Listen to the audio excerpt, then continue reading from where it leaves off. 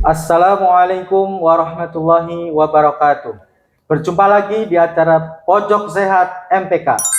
Kali ini, sahabat, kita akan membahas tentang bagaimana penyajian madu kuning premium secara tepat sehingga nanti akan mendapatkan khasiat yang lebih maksimal. Karena sudah banyak yang sudah mengkonsumsi madu kuning premium tetapi belum tahu bagaimana menyajikan yang tepat untuk mendapatkan khasiat yang maksimal. Saat ini kita sudah bersama dengan praktisi Atibun An-Nabawi dan juga member dari MPK Herbatobah, yaitu Abah Sidik. Apa kabar Pak Sidik? Alhamdulillah, sehat Mas Arjo. Nah, baik, nanti beliau yang akan menjelaskan secara detail bagaimana penyajian madu kuning secara tepat untuk mendapatkan khasiat yang lebih maksimal. Silakan Abah Sidik, bisa dijelaskan. Baik, terima kasih Mas Arjo. Assalamualaikum warahmatullahi wabarakatuh. Waalaikumsalam. Bismillah, alhamdulillah, la haula wa la quwata illa billah. Amma ba'd. Sahabat sehat dimanapun berada, kita ketahui bahwa sudah banyak sekali sahabat sehat yang sudah mengenal yang namanya madu kuning. Tetapi tidak sedikit juga kebingungan ketika cara penyajiannya.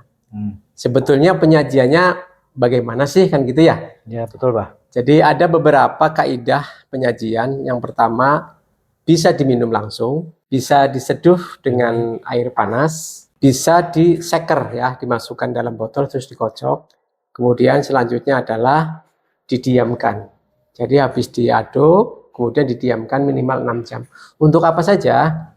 Nah, salah satunya adalah yang pertama ketika madu kuning itu diminum langsung. Nah, salah satunya adalah bagi sahabat sehat yang mengalami yang namanya peradangan. Lagi radang, nah itu langsung diminumkan. Diminumkan, kemudian diamkan di dalam mulut kira-kira ya hitungan 10 lah ya, 10. Jadi itu dimut sampai habis gitu ya? Nggak langsung ditelan ya? Jangan, dimut dulu, dimut kira-kira hitungan 10 lah ya, 10. Dimut, nah kemudian baru ditelan. Kemudian didorong dengan air hangat. Nah, ini manfaatnya adalah salah satunya adalah bagi teman-teman yang mengalami radang, insya Allah dengan kandungan herbal yang ada di dalam madu kuning itu, diantaranya ada alang-alang, kemudian ada temulawak, itu berfungsinya salah satunya adalah meredakannya namanya peradangan.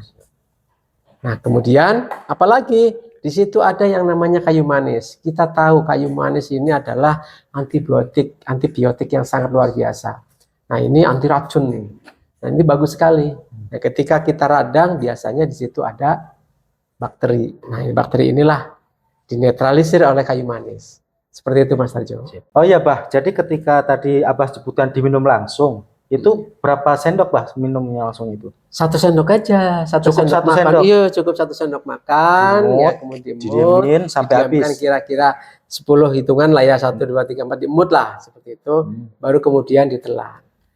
Itu. Nah, kapan? Berapa kali? Nah, lakukan 3 kali. Pagi sebelum sarapan, kemudian siang kira-kira sebelum sholat dohor, kemudian malam menjelang tidur. Siap. Insyaallah.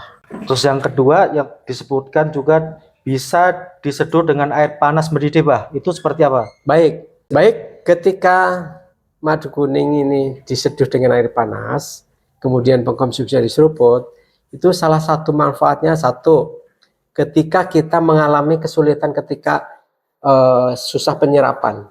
Jadi pelan-pelan seperti itu, pelan-pelan. Jadi lambat laun ketika diseruput itu dia akan masuk ke tenggorokan sehat. Nah, ini bagus sekali bagi orang-orang yang katakanlah kurang familiar dengan yang namanya aroma jejamuan. Jadi dengan panas begitu seruput gitu, nah, insya Allah itu manfaatnya lebih terasa seperti itu. Karena di langit-langit sini dia langsung ces gitu loh. Gitu. Jadi setelah untuk tadi pakai air panas Bah, diseruput, itu untuk mengurangi gejala atau masalah apa Bah?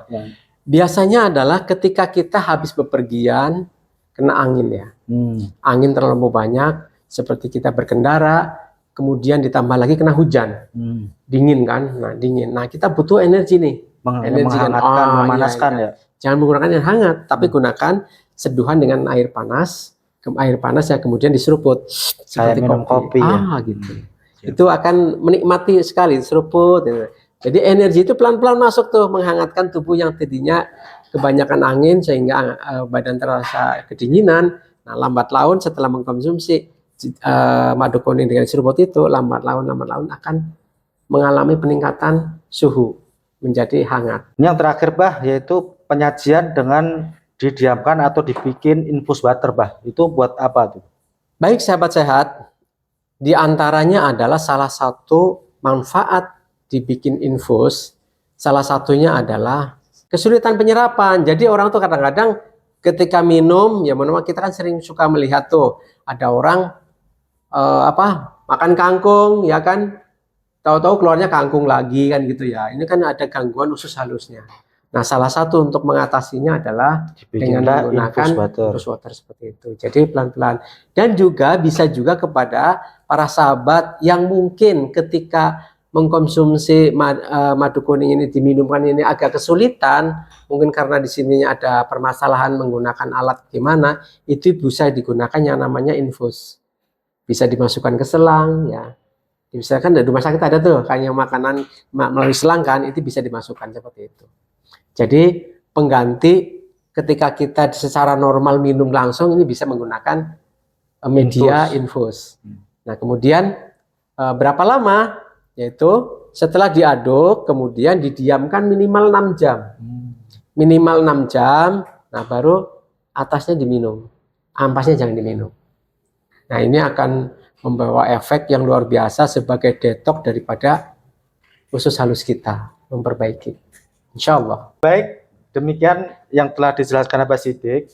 Nanti para sahabat MPK bisa menyajikan dengan penyajian yang tepat sehingga akan mendapatkan khasiat yang lebih maksimal. Bismillah. Ya. Baik, sahabat MPK bisa menge-share pengalaman menyajikan madu kuning beserta yang dirasa atau khasiat yang telah dirasakan di kolom komentar.